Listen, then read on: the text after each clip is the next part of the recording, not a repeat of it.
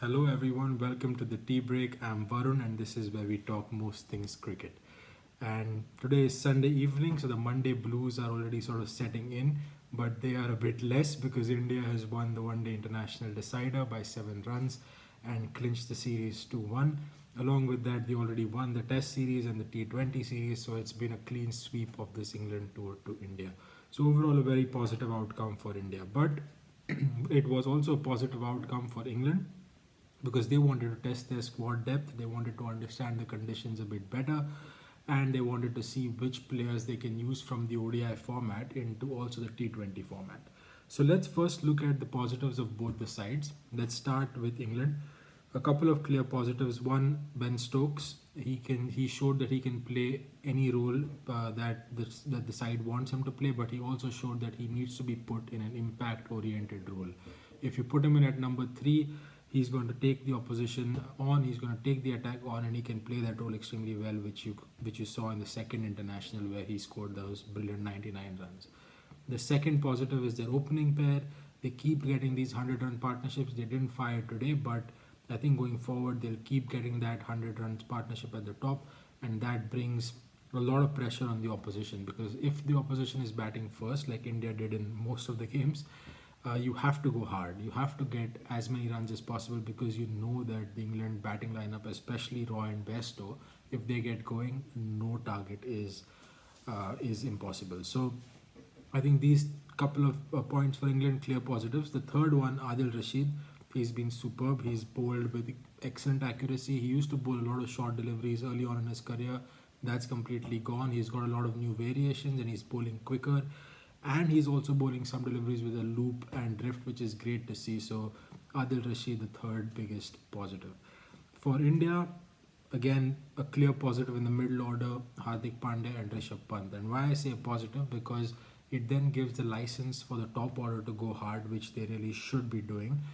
Because now they can see that if they lose a bit of momentum, if they lose a few wickets up at the top, Hardik Pandya and Rishabh Pant are not just power hitters anymore. It's not that they just need to face 30 balls. They can actually face 60, 70 balls each, build an innings, get back the momentum from the opposition team, and then counter attack. So I think that to me was a very very big plus for India. The second was the return of Bhuvaneshwar Kumar.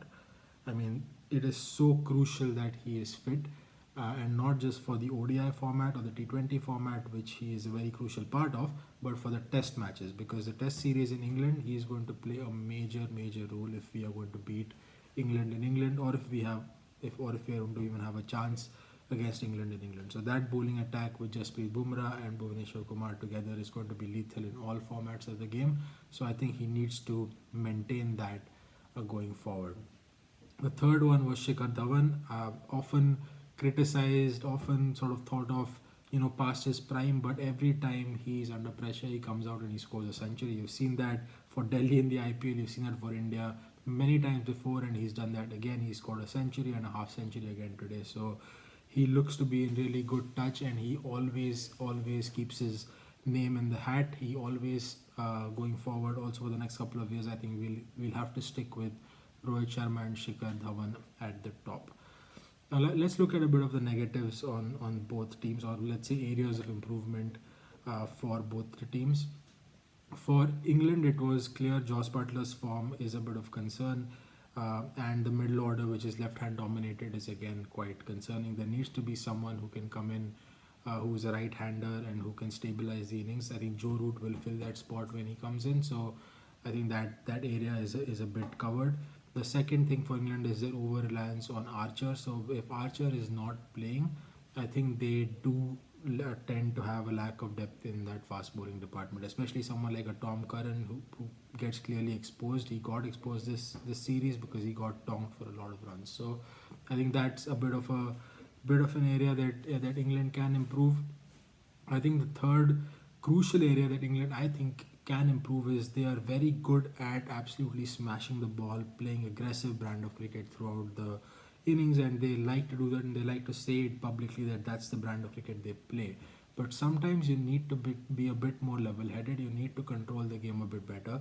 Today we saw Sam Curran controlling the game at the lower end and still getting them very close. So imagine if they would have done that earlier in the innings rather than throwing the wickets away. I think they could have still won this series quite easily. I think they threw the wickets away rather than India picking up their wickets. So that's a big area that they need to think about. That only going in and bang, bang, bang aggressive cricket might not always work. Now, areas of improvement for India. Fielding, obviously, horrible today, a lot of dropped catches, but that happens on a few days. So that's just sort of a point that I picked up from today's game. But otherwise, I think more or less a complete performance. Not too many areas that we need to think about. I think one of the things is playing against spin. It has been a problem for a while, not just in one days, but also in T20s, especially wrist spin, also in test matches. So there is something that we need to improve on. A lot of the IPL teams have good spinners. I think the batsmen just need to prepare against that. The second is to get that, like I said, aggressive approach at the top. Even if you lose wickets, it's fine. You have these middle order players who can come in. And the third was the bowling attack. The bowling could have been better, especially Prasidh, Kuldeep. The hunt for the second spinner is actually a very big area of improvement for us. Jadeja will come into the side quite easily, but the second spinner, who is that going to be? Chahal is getting hit a lot nowadays. Kuldeep has completely lost it. You could see that. I feel for the guy. He needs to play domestic cricket to get back his form. So the second spinner, or the hunt for the second spinner, is on. So let's hope that they find someone soon, because the current spinners Ashwin and Chakravarti, who is in contention, are not clearing the yo-yo test anyway, so they are out. And I think the third negative, I would say, completely not even area of improvement, is the format and the time that is taking itself. So this game started at 9 a.m. UK time and is finished at 5:45 UK time, and that's a long day. That is a very, very long day, and people will lose interest in the game if it continues going this long. I think there has to be some change to make it a bit shorter, try and get the overs in quickly, because right now it's just ridiculous. And I think I mentioned this before, the one day international format is the one I think under the most threat, and not the test format, because T20 has shown the crowds that the same kind of momentum, same kind of twists and turns and stories can be built in a T20 game as they are in a one day game, especially when the one day game is played with two new balls on either side of the wicket. So I think the one day game needs a bit of a rethink.